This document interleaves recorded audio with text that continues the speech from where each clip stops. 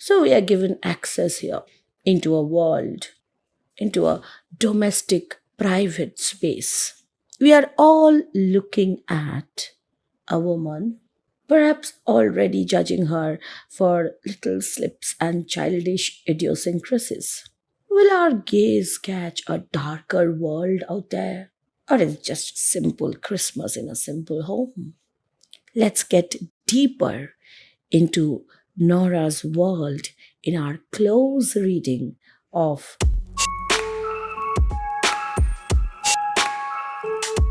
In the previous act, we have already seen the Christmas tree being brought in into the stage. When the second act opens, we still see the Christmas tree, but there's a difference here. This time, the Christmas tree is not decorated. It's stripped off its ornaments. Okay, so just let's quickly read through the description here. The Christmas tree is in the corner by the piano, stripped of its ornaments and with burned down candle ends on its disheveled branches. Note these small little expressions: burnt down candle ends, disheveled branches. So, all these expressions give off a feeling of a kind of post festive dullness. And then we see Nora, she is alone in the room and she is walking about uneasily. And this whole act begins with Nora speaking to herself. Someone is coming now. No, it is no one. Of course, no one will come today, Christmas Day, not tomorrow either. So there is a kind of childish optimism in her that Christmas Day is all about happy things. No bad things, no sad things can happen today. And still, she is feeling anxious because reality is hitting hard on this childish optimism. No, nothing in the letterbox. And then she says, such a thing couldn't happen. It is impossible. I have three little children. This is a general tendency in human beings to believe that if they have a happy family, they have children, then bad things won't happen to them because God does not punish a mother. But we know from our knowledge about reality that misfortunes do not strike a mother any less than somebody who doesn't have children. In fact, for a mother, it is a more natural thing to be anxious about misfortunes because then she has to think about the children as well. Here, Nora appears to believe in some kind of a providence, some kind of a divine presence that is going to protect her. All right.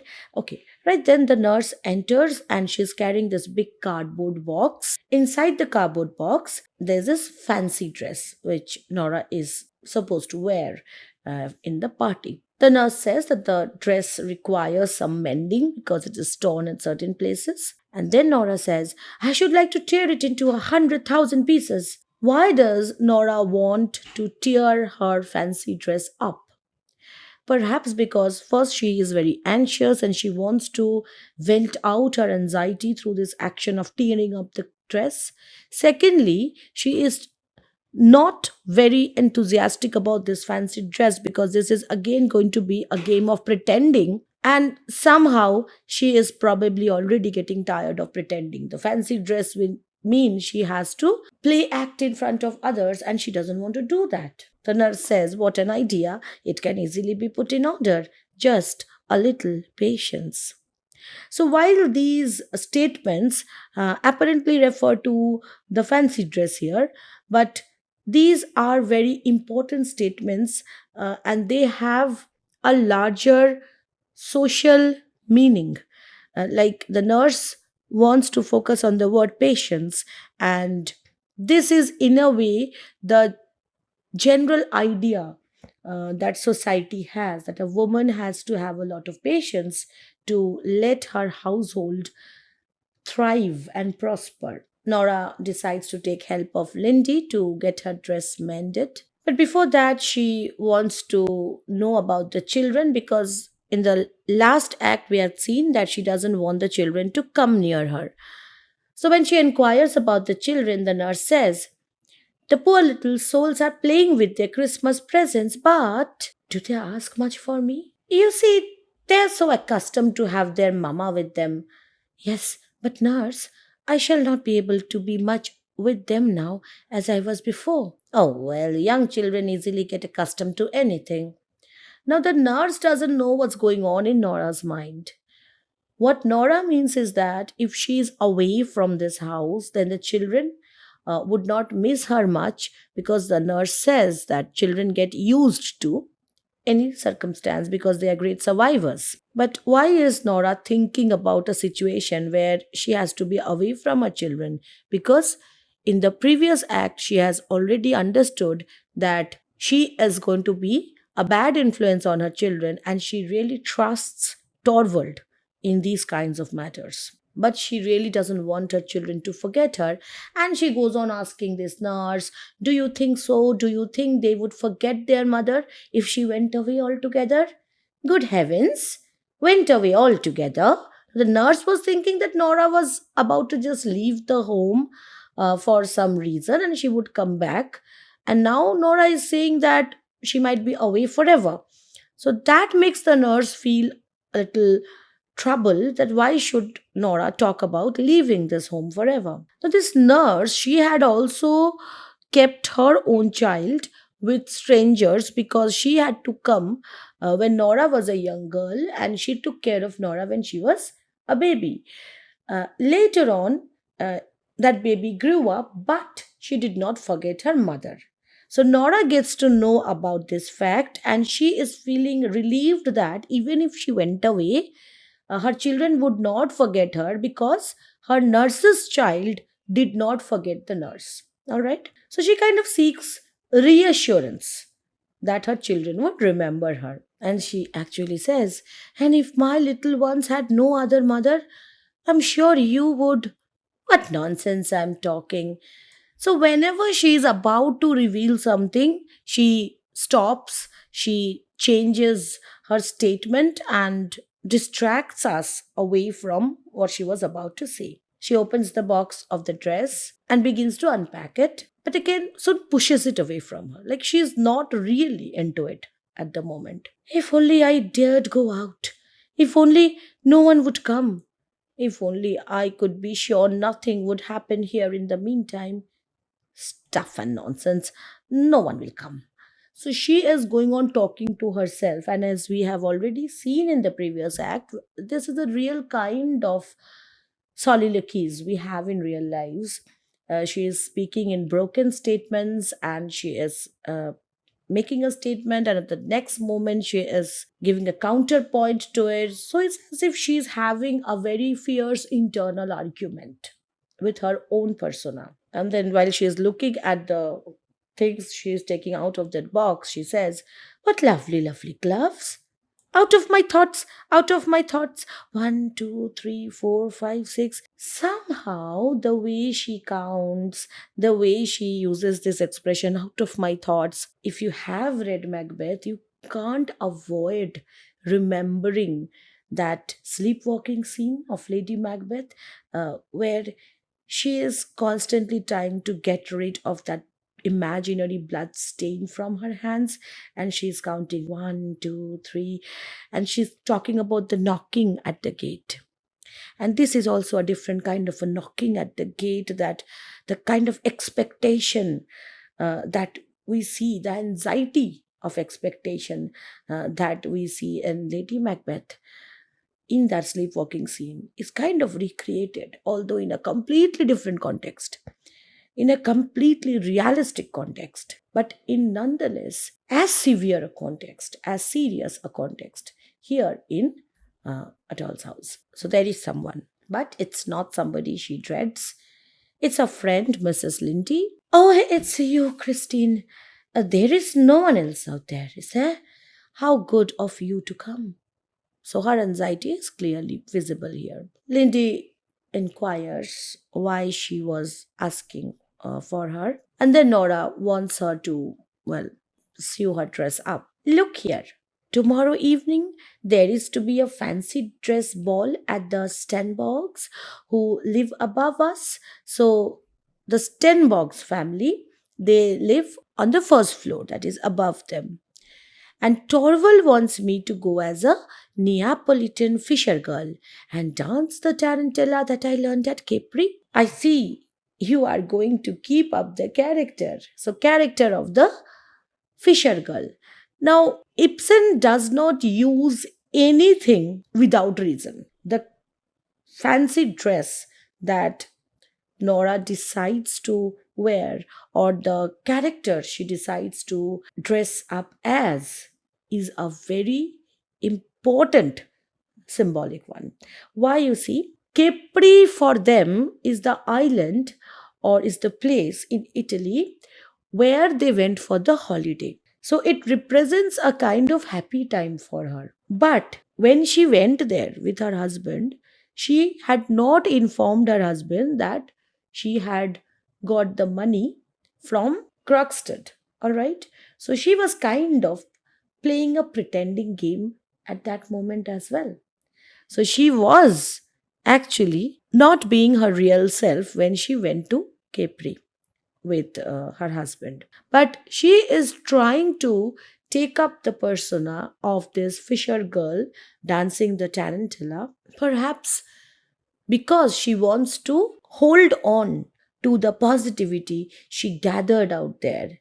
Somehow she wants to continue play acting, to hold on to the power she must have felt when she was saving her husband's life. Yes, Torvald wants me to. Look, here is the dress. Torvald had it made for me there, but now it is also torn, and I haven't any idea. She doesn't have any idea about sewing, but she was telling Mrs. Lindy in the previous act that when she had to get some money, she took up odd jobs like sewing and embroidery, right? But now we see that she doesn't know how to sew. Lindy decides to help her out with needle and thread, and while doing that, she inquires about Dr. Rank. Nora informs her that Dr. Rank has a very dangerous disease. She says, I must tell you that he suffers from a very dangerous disease. He has consumption of the spine. Poor creature. His father was a horrible man who committed all sorts of excesses, and that is why his son was sickly from childhood. Do you understand? The idea of genetics, the idea of the child inheriting something bad from the parent. This idea was very strong in Ibsen's mind, whether it be the idea that a parent passes on a kind of a disease to the child, or a child is affected by the misconduct and uncontrolled sexual activities of one of the parents. All these things affect the children. So, this was the general idea. But not only that, here in this play, we would see that Torvald himself is very particular about the fact that a child's psychology is affected by especially how the mother behaves in life. I wouldn't say it's entirely untrue, but if this is used to make the woman feel more responsible, that is something I wouldn't approve of. Anyway, the idea of inheritance of disease, the idea of paying for one's parents' evil work, that is very much here. So, Dr. Rank is affected because of the sins of his father. But, my dearest Nora, how do you know anything about such things? Now, such things means, dirty things of life. Nora always gives this idea that she is a very childish person and she is not aware of any serious things in lives. So Lindy is quite surprised. Oh, when you have three children, you get visits now and then from married women, as if she is not a married woman who knows something of medical matters, and they talk about one thing and another. So, sexually transmitted diseases, that is what she's talking about. And then Mrs. Lindy tries to understand the relationship between Rank and this family in general. Does Dr. Rank come here every day? Every day, regularly. He's Torvald's most intimate friend and a great friend of mine too. He's just like one of the family. But Tell me this, is he perfectly sincere? I mean, if, does he speak the truth? I mean, isn't he the kind of man that is very anxious to make himself agreeable? Agreeable means when somebody likes you. So, is he a person who always wants people to like him? Or is he a sincere person, a person who tells the truth? Not in the least. What makes you think that? No, he's a truthful person. When you introduced him to me yesterday, he declared he had often heard my name mentioned in this house. So when Lindy was introduced to Dr. Rank, he had said, yes, I have heard about you quite often. Okay. But afterwards, I noticed that your husband hadn't the slightest idea who I was. So your husband doesn't know my name, but Dr. Rank knows about me. So is it that he was just being polite? Like he was lying to me about my name being mentioned here? Or what is it? That is quite right, Christine. Torvald is so absurdly fond of me that he wants me absolutely to himself. So Torvald is extremely possessive. At first, he used to seem almost jealous if I mentioned any of the dear folk at home. If she talked about her friends, her family to Torvald, then Torvald wouldn't be very excited about it, enthusiastic about it. He would actually be jealous about those old acquaintances. So naturally, I gave up doing so, and therefore she did not speak about her friends, her childhood acquaintances with Torvald. But I often talk about such things with Dr. Rank. Why? Because she can open up freely in front of him. She can be more intimate with him. She can be more herself with him. Okay? Because he likes hearing about them. So we can easily understand that with Dr. Rank, she has a much healthier communication than she has with her own husband. But Lindy feels that this kind of intimacy that has already grown between Rank and Nora, it might create problems. So she says, listen to me, Nora. You are still very like a child in many things, and I am older than you in many ways and have a little more experience. Let me tell you this, you ought to make an end of it with Dr. Rank. End of what? End of communication, end of friendship. So, friendship with a man is always seen, like in case of a woman, it is always seen connected with the possibility of getting sexual, getting immoral in a way. And therefore, this woman is forbidden to have any kind of healthy relationship, even healthy communication with a man if she is married. Okay. What ought I to make an end of? What do you want me to end? We just have friendship. Of two things, I think. Now, Lindy feels that it is Dr. Rank who had given money to Nora. So she says, yesterday you talked some nonsense about a rich admirer who was to leave you money. An admirer doesn't exist, unfortunately. So it was just a made up story. But what then? Is Dr. Rank a man of means? So is Dr. Rank a wealthy man? Yes, he is. And has no one to provide for? So he has nobody in his family? No, no one but. And comes here every day? Yes, I told you so. So Mrs. Lindy is making some assumptions based on some facts. But she jumps to conclusions, feeling that there must be something going on between Rank and Lindy, because of which Lindy is promised a lot of money, for which she is probably carrying on this interesting relationship. Okay. And she actually blurts out, don't prevaricate, Nora. Do you suppose I don't guess who lent you the 250 pounds? Are you out of your senses? How can you think of such a thing? Nora completely denies. A friend of ours who comes here every day. I mean, he comes here every day. How awkward it would be if I would have taken money from him. I would have to face him every day. How can you think I have taken money from Dr. Rank? Then it really isn't he. No, certainly not. And then it probably gets into Nora's head that why not? Okay, so that will have its result later. So we'll come to it. No, it would never have come into my head to ask Dr. Rank, although I am quite sure that if I had asked him, but of course you won't. So Mrs. Lindy doesn't want her to think along these lines, that it would be okay to ask for money to Dr. Rank. Of course not. So first thing is, Nora doesn't want to openly admit anything. She doesn't want to openly give out her thoughts. But this possibility has already entered her mind. This option has already entered her mind that Nora could ask Dr. Rank for money. And she says, I have no reason to think it could possibly be necessary. I don't think I would need to ask for money from Rank. But I am quite sure that if I told Dr. Rank behind your husband's back. So, Mrs. Lindy is the voice of reason, the voice of propriety, what is proper.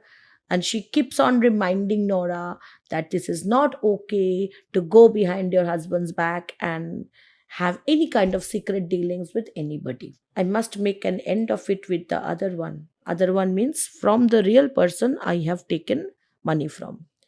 And that will be behind his back too. I must make an end of it with him. And then she is thinking that if I give the money back to this lender, then the lender would give me my bond back. So there won't be an issue anymore. But somehow Mrs. Lindy really wants to know all the secrets, and she says, Nora, you are concealing something from me. Through this play, the idea of hiding, concealing, this becomes a prominent theme. You see, the gifts that we give each other on Christmas, we always wrap them up. What is wrapping? Why do we wrap gifts? Because we feel that it adds an element of surprise to it, right? So, concealment is not always evil, right? We always conceal gifts inside wrappings. So from that perspective, the way Nora has taken the money and helped her husband recover from his illness, that has an element of concealment in it. But it's also a gift of life. So if it is a gift of life, and if it is wrapped in a concealment, can we really call it evil? That is one question I want to put across. So Lindy wants to know everything, and Nora is feeling that she is getting exposed, and she says, do I look as if I were? Something has happened to you since yesterday morning, Nora. What is it? Christine, and she was about to tell. About to tell. And in this play, it always happens like this. When somebody is about to tell something, something is about to be revealed, then something else happens. So Torvald comes in, and right when Torvald comes in, she says, do you mind going into the children for the present? I mean, she tells this to Lindy, that please go away from this room and take your sewing things away with you. Why? Because Torvald can't bear to see dressmaking going on. Let Annie help you. Annie is the nurse. Torvald can't see dressmaking. He can't tolerate looking at messy things. He can't tolerate looking at people cleaning a house, but he loves a clean house. He doesn't like the actions that lead to a beautiful thing. Okay, it's like you love a painting, but you don't like the messy room of a painter, or at least see a painter while he is painting. That means what? He is, forget about being a participant in household chores. Forget about that. He can't even tolerate if somebody performs those things in front of him. All he wants is a prim and perfect household without the need to bother about how it is done and actually feeling a disgust about it.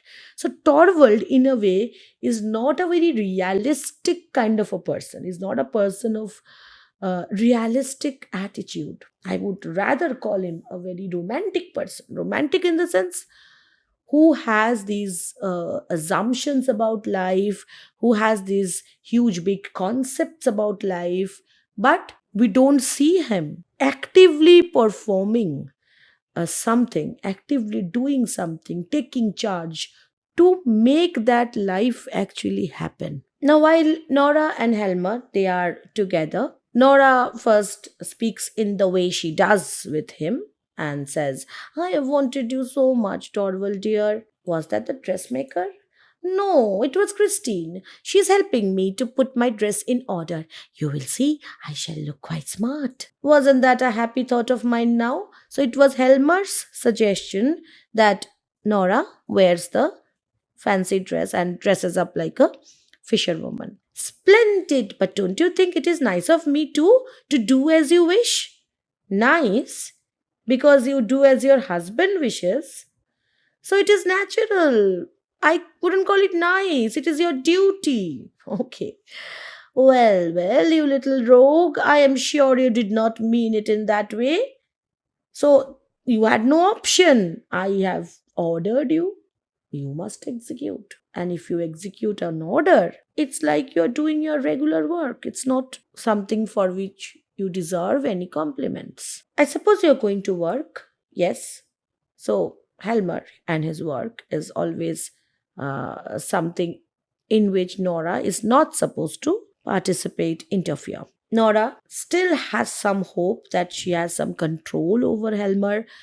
She has some influence over Helmer, and she says, "If your little squirrel were to ask you for something very, very prettily, what then? Would you do it? I should like to hear what it is first." Your squirrel would run about and do all her tricks if you would be nice and do what she wants. Nora knows that the only way she can put across a suggestion, she can ask for something, is to act in a dehumanized way, in a way, because a person like Torvald would never ever be able to uh, tolerate if she is to approach him as an equal. She can't tolerate that. So she has to come down to the level of squirrels and birds and larks. Speak plainly. Your skylark would chirp about in every room with her song rising and falling. Well, my skylark does that anyhow. So, in any case, you're supposed to do all these things. So, it's not going to be a favor to me. I would play the fairy and dance for you in the moonlight, Torvald. Now, Helmer already knows why Nora is so interested in making a request, and he realizes that Nora is possibly uh, about to request him again about Krogstad's dismissal. Nora, you surely don't mean that request you made to me this morning? Yes, Torvald, I beg you so honestly.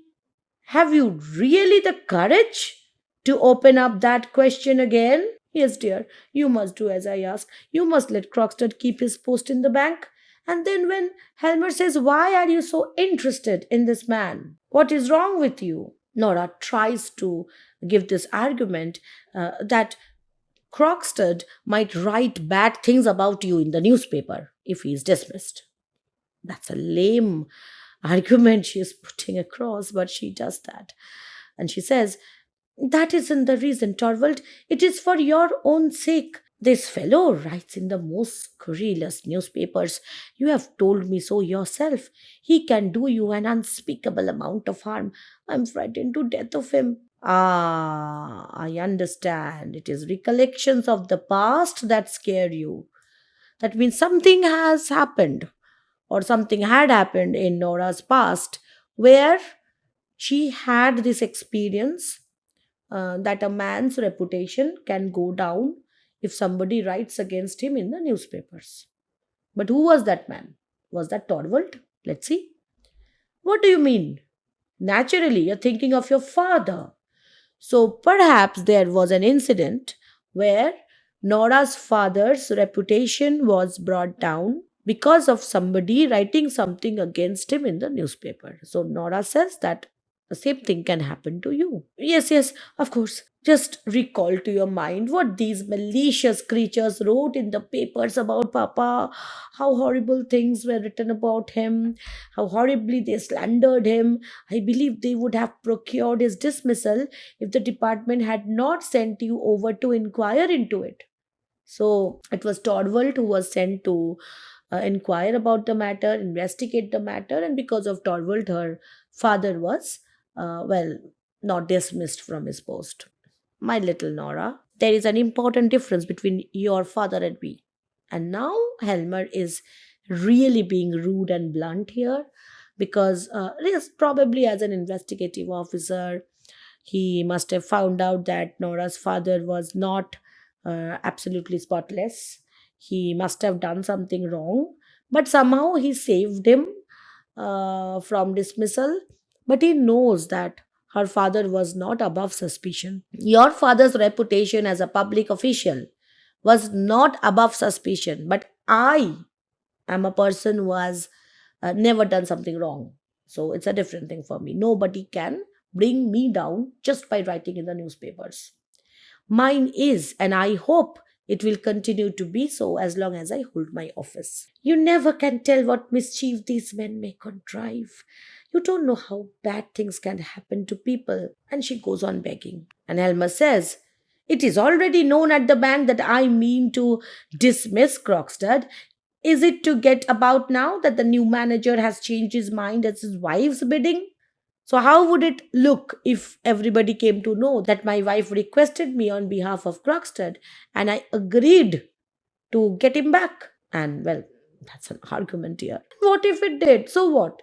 You listen to your wife. Of course, if only this obstinate little person can get her way. Do you suppose I'm going to make myself ridiculous before my whole staff to let people think that I am a man to be swayed by all sorts of outside influence? Now, his wife's influence is outside influence. This time he is being a symbol of propriety, proper office behavior. He should not be affected by an outside influence. And then he gives another reason why he cannot keep Krogstad in the bank. Besides, there is one thing that makes it quite impossible for me to have Krogstad in the bank as long as I am manager. Whatever is that?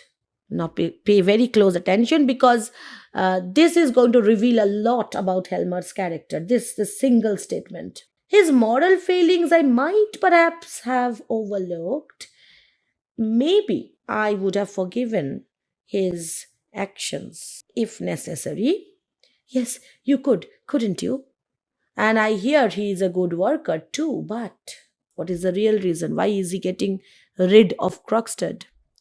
But I knew him when we were boys. It was one of those rash friendships that so often prove an incubus in afterlife. Sometimes people act in a very senseless manner when they are young, right? They chill out with their friends and do things which, if they think about those things when they grow up, they might feel ashamed of. So, Krogstad was his childhood friend, and therefore, Krogstad knows about the things he had done when he was young. Now, Torvald kind of gives off an impression of a perfect moralist, and probably those young days would not be compatible with this image of prim and perfect gentleman that Torvald wants to present himself as.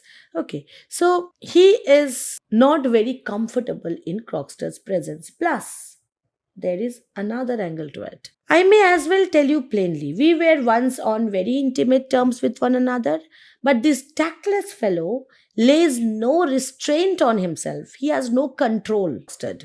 What control? When other people are present. On the contrary, instead of exercising control, what Krogstad does is, he thinks it gives him the right to adopt a familiar tone with me. He speaks in a very informal way, friendly way to me because I'm his boss, but he doesn't give the kind of official respect that I demand because of my position. And every minute it is, I say, Helmer, old fellow. So his approach is casual, informal, over friendly, and that sort of thing. I assure you, it is extremely painful for me. He would make my position in the bank intolerable. Wherever Torvald goes, we have seen him in his house. It's the same everywhere. He wants control. He wants authority. And Krogstad challenges that authority because Krogstad shares with him the past which he doesn't want to come in front of him at the moment because it clashes with his present personality. And at the same time, Krogstad's behavior is not allowing him to exercise that authority, that control, that power in the workplace, which he really wants to exercise. So it is actually for very selfish reasons that he wants to get rid of Krogstad. Torvald, I don't believe you mean that. Nora realizes that the real reason for Krogstad's dismissal is Torvald's vanity, his false pride. Nora always had a feeling that Torvald is the perfect gentleman. And this is for the first time she is seeing a dark shade in him. And she can't believe it. Don't you? Why not? And she blurts out, because it is such a narrow minded way of looking at things. Oh dear. She has always given Torvald this impression that she worships him. And now she is telling that Torvald's actions are like those of narrow minded people. What are you saying? Narrow minded? Do you think I am narrow minded? And then Rona realizes that this is going out of hands. No, just the opposite, dear. And it is exactly for that reason. I know that you won't be doing something like a narrow minded person, and therefore you won't be getting rid of Krogstad because you feel humiliated. But that is making things worse here. It's the same thing. You say my point of view is narrow minded, so I must be so too, narrow minded. Very well, I must put an end to this. And he gets so angry, he calls Helen, that is the attendant here, settle it. And then he hands over a letter. Take this letter and go downstairs with it at once. Find a messenger, tell him to deliver it, and be quick. The address is on it, and here is the money. What is in that letter? Torvald, what was that letter? Krogstad's dismissal. So he was supposed to dismiss Krogstad after Christmas, like when the bank reopens. But he gets so angry that he sends the dismissal letter right away. Okay. Call her back, Torvald. There is still time. Oh, Torvald, call her back. Do it for my sake, for your own sake, for the children's sake. Do you hear me, Torvald? Call her back. We can understand why she is so much in a panic here. You don't know what that letter can bring upon us. Helmer has no clue. And he is just thinking that, well, she is just being childish about it. And he says, it's too late. Yes, it's too late. And then Helmer tries to console her. And he says, my dear Nora, I can forgive the anxiety you are in. He doesn't know anything about why she is anxious. And he feels that he can comfort her. Although, really, it is an insult to me. It is an insult because you are afraid that I can't protect this family, that Krogstad will be able to destroy our happiness. That means you are suspicious of my power. That is an insult to me. So he is trying to give off this idea that no matter what happens, he's going to be there to protect them. All right.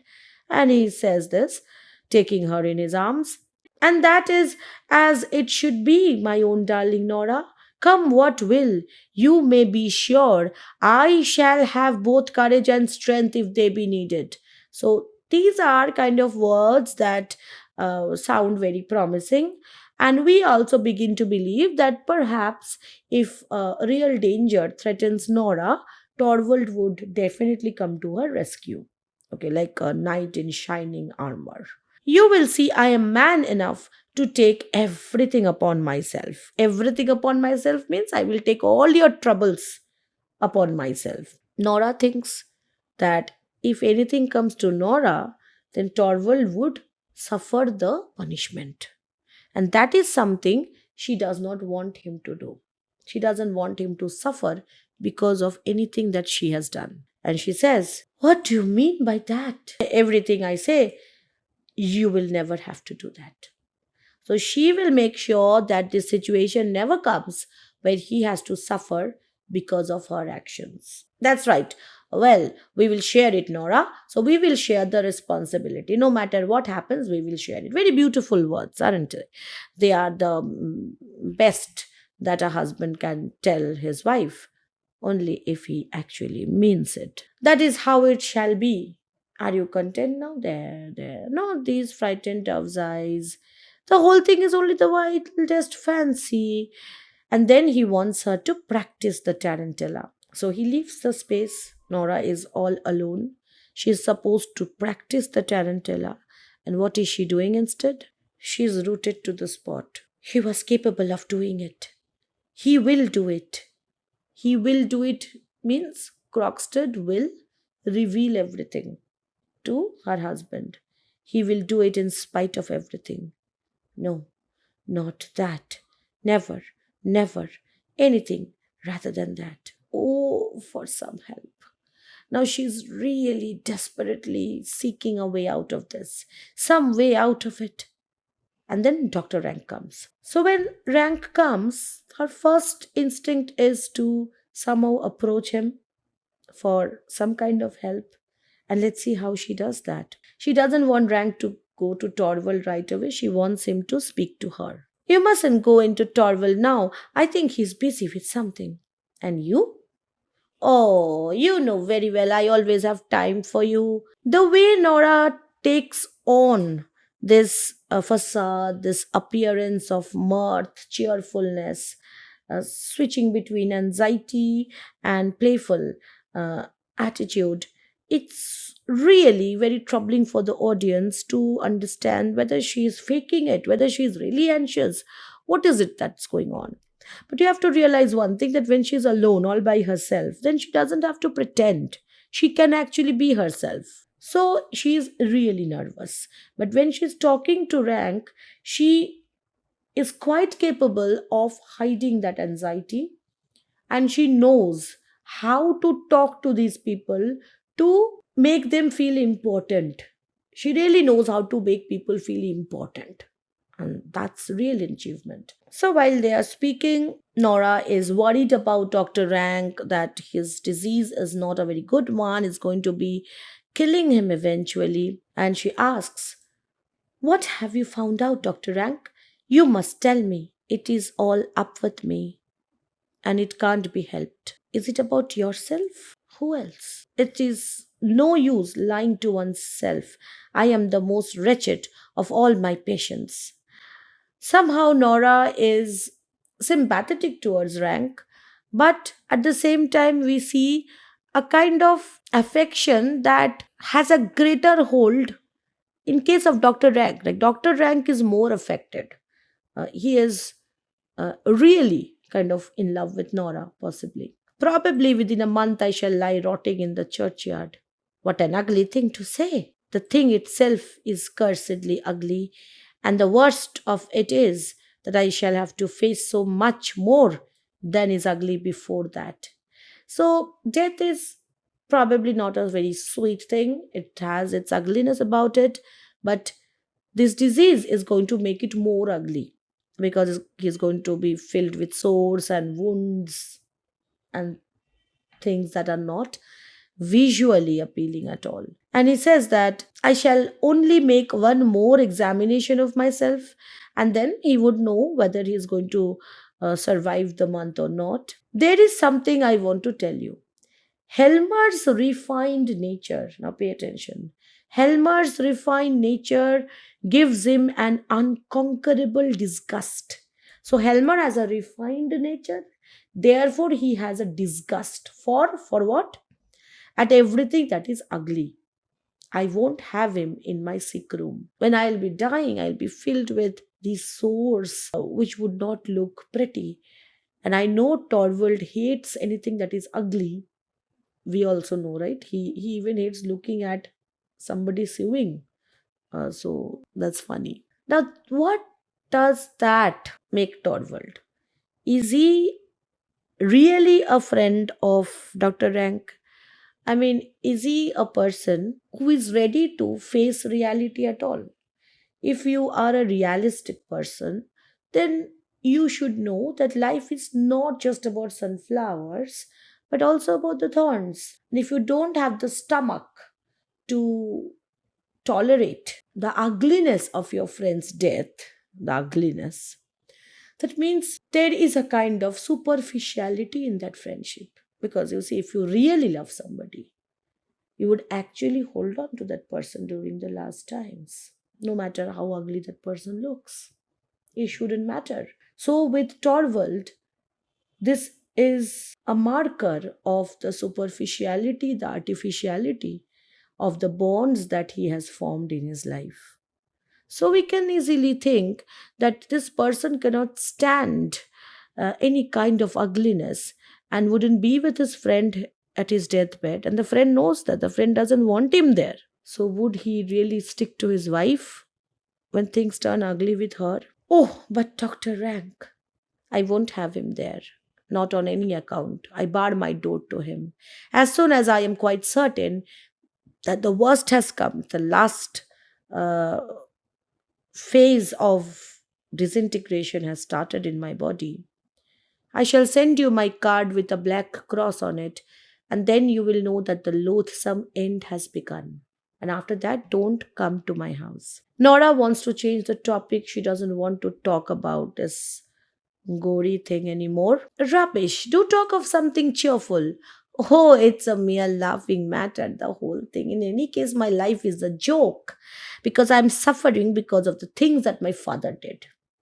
My poor innocent spine has to suffer for my father's youthful amusements.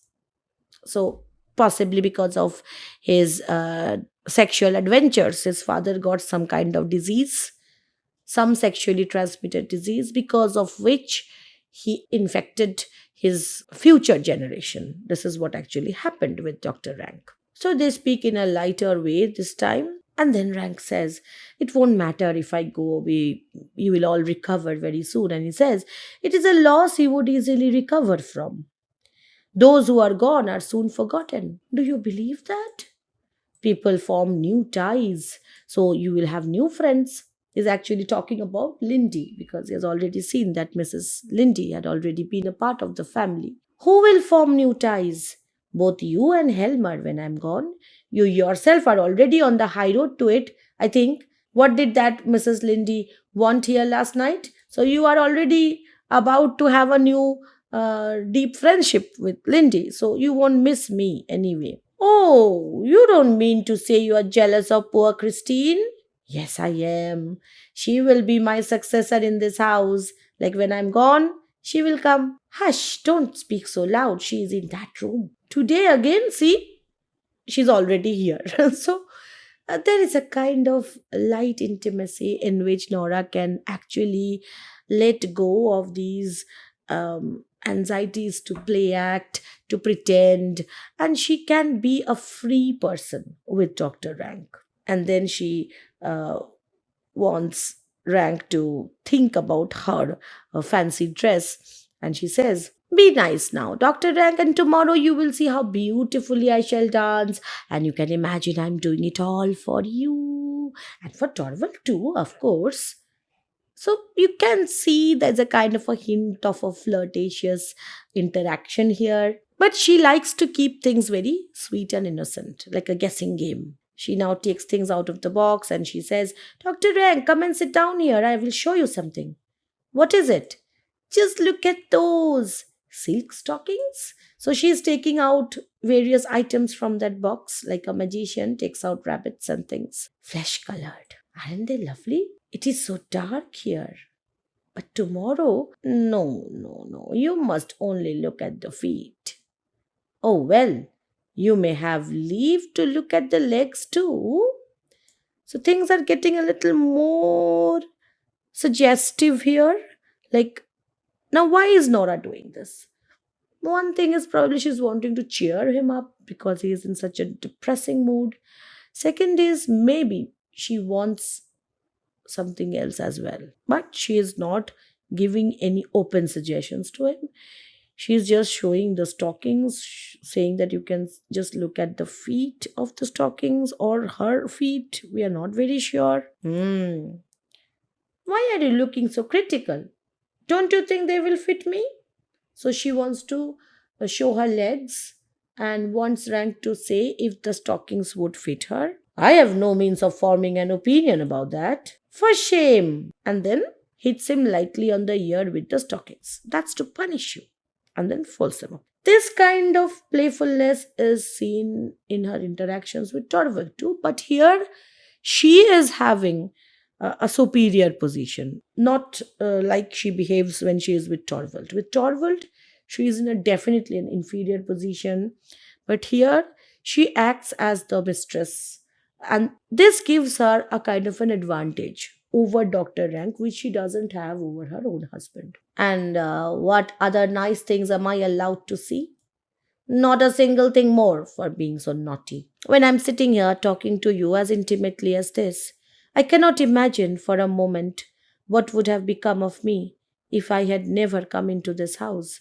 Now he is getting philosophical, that I really feel grateful that we have this kind of a bond. I believe you do feel thoroughly at home with us. And then Rank is saying that I really feel very bad thinking about a time when I'll have to leave this house and to be obliged to leave it all.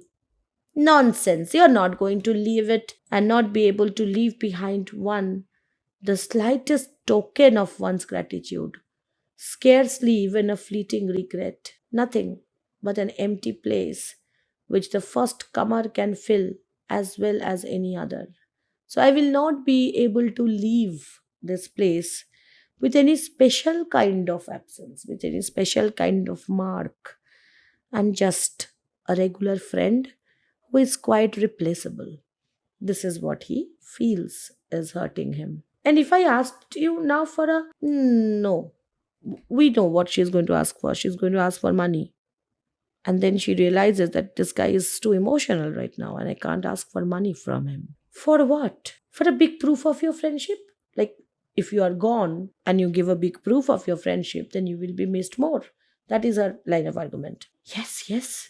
So he really wants to be of some special kind of help to Nora. I mean, a tremendously big favor. Would you really make me so happy for once? Ah, but you don't know what it is yet. See, with Torvald, when she makes a request, Torvald first says, "You tell me what you want. Then I can promise you if I can give you or not." With Rank, Rank doesn't need to know what she wants. He really is ready to give anything for her. And he actually says that. No, but tell me. I really can't, Dr. Rank. It is something out of all reason. It means advice, help, and a favor. The bigger a thing is, the better. I can give you a big thing, anything. I can't conceive what it is you mean. Do tell me, haven't I your confidence? And then she says, yes, of course you have, more than anyone else. I know you are my truest and best friend, and so I will tell you what it is. Well, Dr. Rank, it is something you must help me to prevent. You will have to stop something. You know how devotedly, how inexpressibly deeply Torval loves me? He would never for a moment hesitate to give his life for me. And that is something she wants him to prevent. That is, a situation will come when Torvald would offer his own life for Nora, and Dr. Rank should be preventing that situation. Which means Dr. Rank, we know this, that Dr. Rank would give her some money so that that situation never comes when Torvald has to step forward to take blame for Nora's doings. Okay, so this is the basic idea that she gives. But Dr. Rank doesn't know anything about anything and he is very confused. But he says, Nora, do you think he is the only one? The only one? The only one who would gladly give his life for your sake? Is that it? Now, this is the moment when Rank will be able to tell her that he has a special place for her in his heart. I was determined you should know it before I went away. And there will never be a better opportunity than this. Now you know it, Nora. Now you know, too, that you can trust me as you would trust no one else. But Nora is not comfortable with this statement or declaration of love. She is rather not interested and says, let me pass. Nora, Helen, bring in the lamp. So it is getting dark, right? And darkness is associated with illusions, with lack of knowledge, and also a kind of moral depravity. Nora wants light. She doesn't want darkness. And relationship with Dr. Rank represents a dark thing. She is not a woman who turns disloyal, not at all. So she wants light to be brought in. These are symbolic elements. These are not uh, openly stated, but you get these kinds of vibes from Ibsen's plays. Dear Dr. Rank, that was really horrid of you. To have loved you as much as anyone else does? Was that horrid? No, but to go and tell me so, there was really no need. So once he tells her that he loves her, it would be like she is carrying on an illicit relationship. She doesn't want that in her life. That guessing game was fine with her because that guessing game was not a definite mark of transgression.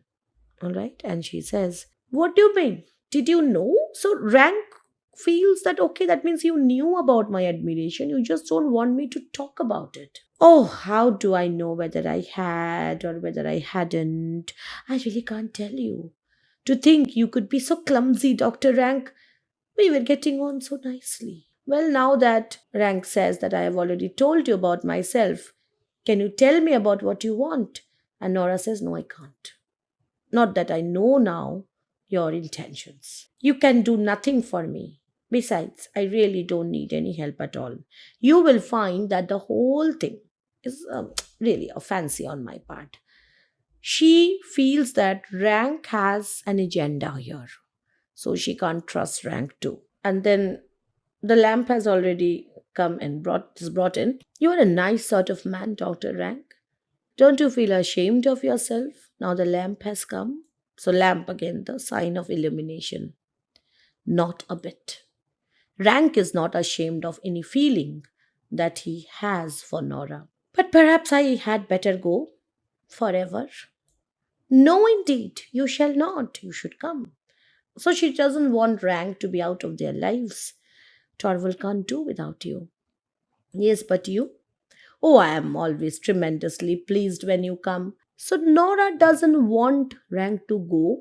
She doesn't want Rank to be in her life in the way Rank wants. And Rank is puzzled. What is it that you want? It is just that put me on the wrong track. You are a riddle to me. I have often thought that you would almost as soon be in my company as in Helmer's. You are so happy with me. So I thought you love me. You have given me this impression. Yes, you see, there are some people one loves best and others whom one would almost always rather have as companions. Now, Nora in her life has always understood that the people you are supposed to love are not the people with whom you are most comfortable, because the people whom you are supposed to love, that is your father, your husband, there is an element of duty that is to be there. You have to be dutiful. Now, with your companions, like in case of her childhood, she had her nurses. She could be herself with them. She could be herself with Rank because she does not have to behave according to some social protocol. And that's why she knows that you can't be friendly with your husband. And therefore, she can have that kind of friendship with somebody else, which she doesn't have with her own husband. And then the maid comes in and hands her a card. We understand that it is from Krogstad. Nora looks at the card, puts it in her pocket. Rank is very curious. Is there anything wrong? No, no, not in the least. It is only something. It's my new dress. What? Your dress is lying there. So, what are you talking about? Oh, yes, that one. But this is another. I ordered it. Torvald mustn't know about it. Oh, then that was the great secret. Everybody thinks she is capable of nothing more serious than dresses. Of course. Just go into him. He's sitting in the inner room. Keep him as long as. Why does she want Rank to keep Torvald in that room for a long time? Because then Torvald wouldn't come out, Torvald wouldn't go to the letterbox, and Torvald wouldn't find out the truth about Nora and her dealings. Make your mind easy, I won't let him escape. Now we see that it's really from Krogstad, that card, and he has come. So while Helmer and Dr. Rank, they are in Helmer's study, Krogstad comes in and speaks to Nora. Before that, Nora is very anxious again. This dreadful thing is going to happen. It will happen in spite of me. I could not stop it. No, no, no. It can't happen. It shan't happen. And then Krogstad comes in. She wants him to speak low. Speak low. My husband is at home. No matter about that. What do you want of me? An explanation of something. Make haste then. What is it? You know, I suppose, that I have got my dismissal. So I wanted you to speak in my favor. And instead of that, I got my dismissal even before the bank reopened. What's wrong? You didn't try helping me out here? Nora said, no, I couldn't do anything about it. And they go on arguing. Finally, Krogstad says this. Certainly, all the respect he deserves. So he's talking about Torvald here. But since you have kept the matter so carefully to yourself, I make bold to suppose. So if you, you haven't told this to anybody, I think, and therefore you have a clearer idea than you had yesterday of what it is actually that you have done. So you are hiding something from your husband. That means you know that you have done a wrong thing. Nora asks, what is it you want of me? Only to see how you were, Mrs. Helmer. I have been thinking about you all day long. A mere cashier, a quill driver, a man like me. Even he has a little of what is called feeling, you know. Show it then. Show your feelings. Feelings means compassion, pity. Think of my little children. Have you and your husband thought of mine? I also have children. You never thought of them. Your husband never thought about them. But never mind about that. I only wanted to tell you that you need not take this matter too seriously. In the first place, there will be no accusations made on my part. I will not be doing anything against you. No, of course not. I was sure of that. He will not take legal actions, but he is not saying that he will not do anything. He will blackmail them. He will go to Torvald, inform him everything, and ask for money or his position back at the bank. Otherwise, he would reveal to the police, to the legal authorities, that Nora has done something really, really wrong. The whole thing can be arranged amicably. There is no reason why anyone should know anything about it. It will remain a secret between us three. My husband must never get to know anything about it. How will you be able to prevent it? Now, Krogstad knows that whatever power he needs in this household is wielded by Torvald. Nora doesn't have any power here. So he will have to inform Torvald to make sure that this blackmail at all is fruitful for him. Okay, so there's no point blackmailing Nora. She has nothing. The only way he can get something out of this family is by informing Torvald about the danger that he could bring them to. Am I to understand that you can pay the balance that is owing, the entire money you can give me? No, not just at present. Or perhaps that you have some expedient for raising the money soon. You will be able to pay it soon. No, she doesn't know how to do that too. Well, you are useless to me. What's the point then? And then he says, in any case, if you gave me the money, even then, I would never part with your bond. I will not give you the document. Tell me what purpose you mean to put it to. I shall only preserve it, keep it in my possession. Because so long as I have that bond with me, I can have power over you and your husband. And then he says, no one who is not concerned in the matter shall have the slightest hint of it. I will not tell anybody. So that if the thought of it has driven you to any desperate resolution, if you somehow think that killing yourself will solve things, desperate resolution, that is committing suicide. And then Nora says, yes, I have already thought about it. If you had it in your mind to run away from your home, I had. Or even something worse, how could you know that? Give up that idea. There's no point. It won't be fruitful. Even if you kill yourself, I will still ruin your family. I will still have power over your family. How? It would have been a great piece of folly. Once the first storm at home is over, I have a letter for your husband in my pocket. So he will still have power over Torvald, and Her death would not solve anything. Now she's really scared. Telling him everything. You have a letter in which you will tell everything. In as lenient a manner as I possibly could. He mustn't get the letter. Tear it up. I will find some means of getting money. Excuse me, Mrs. Elmer, but I think I told you just now that the money doesn't matter to me. I am not speaking of what I owe you. Tell me what sum you are asking my husband for, and I will get the money. So I will get you something which you are planning to ask for from my husband. I am not asking your husband for a penny. What do you want then? I will tell you. I want to rehabilitate myself. I want to get on, and in that your husband must help me. So he wants to get a promotion in bank, he wants to get his job back, something that Nora can't give him. Okay? That he will never do. He will. I know him. He dare not protest. Because for Torvald, his reputation is more important than anything else. And Krogstad knows this weak point of Torvald. And then he says, it will be Nils Krogstad and not Torvald Helmer who manages the bank. That's a thing you will never see. Do you mean that you will?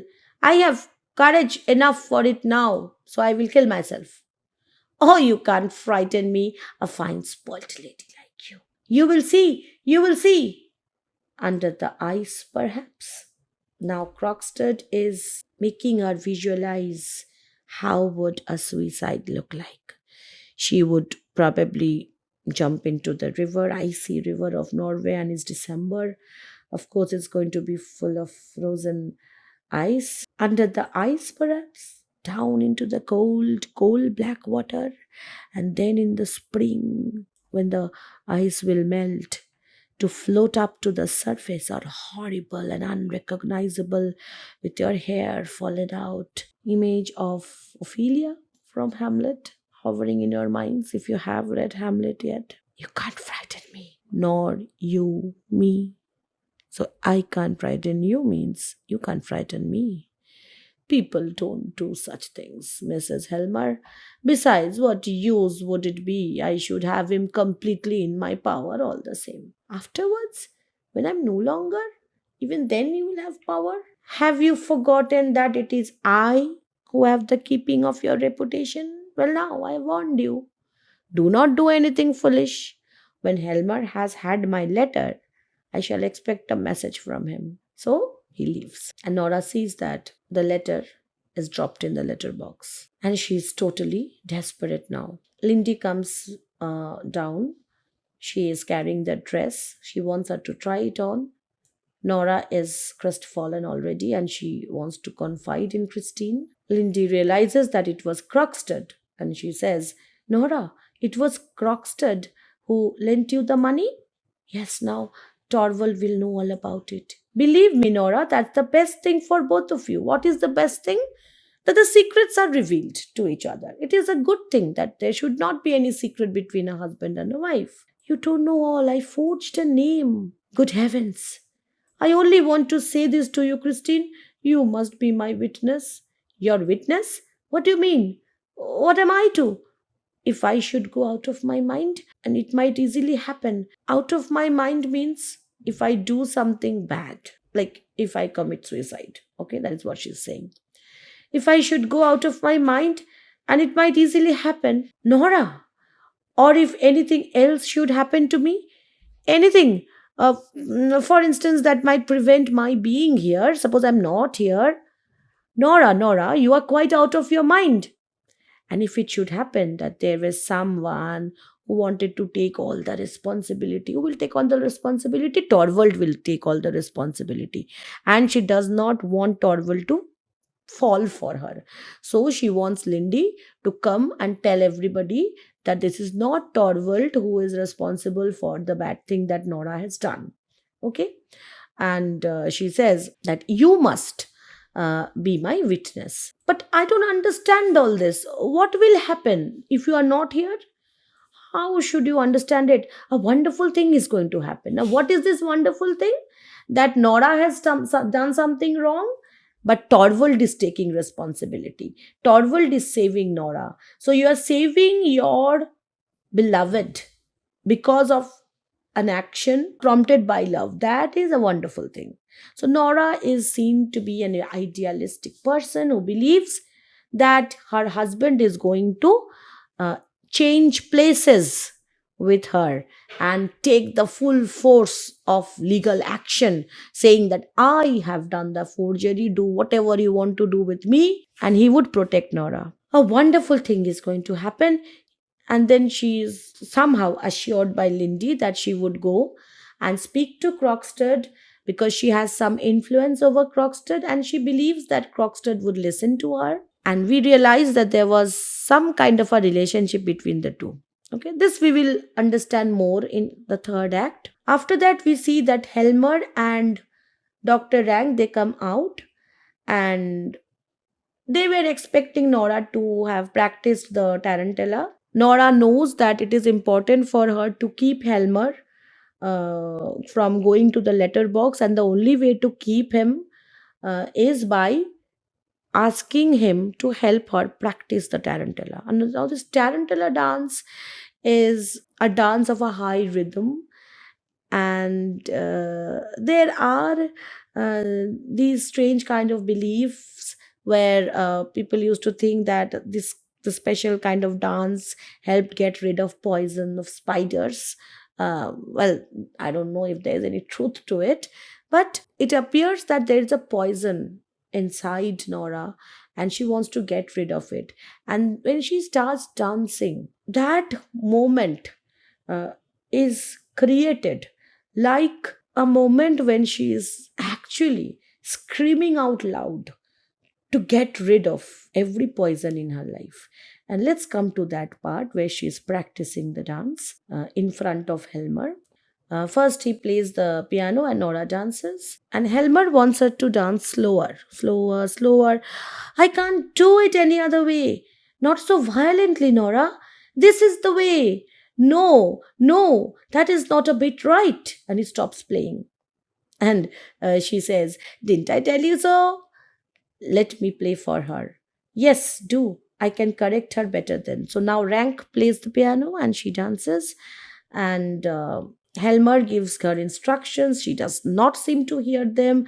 Her hair comes down and falls over her shoulders. She is giving off this air of a Maynard, a fierce Maynard, as if she is not able to control her emotions. And her emotions are somehow exuding out of her persona here. Why is she dancing like this? There could be two reasons. One is she wants to dance the wrong way because that would keep Helmer stay with her, correcting her, and uh, he wouldn't go away and collect the letters from the letterbox. But there is another reason that this dance is her way of escaping her anxiety. In a way, it's the rush of adrenaline, the rush of endorphin coursing through her body that is going to give her a power which speech doesn't give her. All right, so those are the two possible reasons. Lindy comes back and Helmer says, My dear darling Nora, you are dancing as if your life depended on it. Of course, her life depended on it. The moment she would stop dancing, Torvald would leave her and go to the letterbox and find out the truth. So she has to go on dancing. Stop, Rank. This is sheer madness. Stop, I tell you, madness. When a woman is expressing emotion without restriction, that is madness, that is hysteria. And this is, I'm not talking just about 1870s and 1880s. Even, I don't know, today, women are judged if they are over expressive. And it is always believed that good women have a control over their emotions. Okay, so madness is equated with energy, and energy is something, uh, unregulated energy is something that Torvald is really scared of because it creates chaos and he loves order. I could never have believed it. You have forgotten everything I taught you. There, you see, you will want a lot of coaching. Yes, you see how much I need it? You must coach me up to the last minute. Promise me that, Torvald. And then Helmer, he actually realizes that he has to get this letter. And before leaving her, Helmer says that, but tomorrow night, after you have danced, I mean, now you are being childish, that's fine, but after you have danced, and Nora says, then you will be free. Freedom is also about breaking bonds. So, which bonds are going to be broken? That we will have to see in the third act. Dinner is served, they will have champagne, and when Rank and Helmer, they are away in Helmer's room, Lindy informs Nora that she couldn't meet Krogstad. He was out of town. She had left a note for him. And Nora still believes that doesn't matter at the end because the wonderful thing will happen. What is the wonderful thing? Krogstad will inform everything to Torvald. Torvald would accept the responsibility as a husband, and Torvald would realize that Nora has done everything for his love, and therefore he would take the fall and would offer himself up. And that would be a wonderful thing because it will be like that, gifting himself again for her. And she says, oh, you wouldn't understand. Go into them. I will come in a moment. Lindy goes away and she speaks to herself. 5 o'clock, 7 hours until midnight, and then 4 and 20 hours until the next midnight. Then the tarantella will be over. So tarantella is not that dance which she will perform just at the fancy party or fancy dress party. Tarantella is the dance she has been dancing all her life. It's the play acting, and it's going to be over soon. So the poison is going to be out of her life soon. 24 and 7, 31 hours to live. So that means she has kind of made up her mind that she's going to speed out of this house and die after 31 hours because she wouldn't be able to face Torvald in a misery if she is alive. Where is my little skylark? So Helmer calls her from his study. Here she is. So she again assumes that persona and she continues to be the doll in his house. That was not a slip of tongue. So she faces the consequences of her actions, and yet she is clinging to hope amidst the uncertainty of her fate. What will happen next? How the wonderful thing will affect them both, or whether any wonderful thing will happen or not at all. What would happen to Dr. Rank? And how would the tarantella end up? We will find that all out in the final act in our next video. And I promise you that will come up very soon right after this one. So don't go anywhere. Stay subscribed to get notified every time the new video comes up. This is Monami Mukherjee signing off. Bye-bye.